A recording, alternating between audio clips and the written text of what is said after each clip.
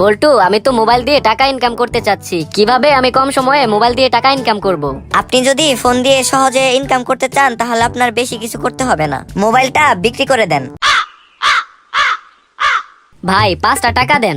আপনার লজ্জা করে না? হাত পা সব ঠিকঠাক আছে তারপরেও ভিক্ষা করেন? ধুর হালা, আমি তোর ওই 5 টাকার জন্য এখন কি আমার হাত পা ভাঙ্গুম নাকি?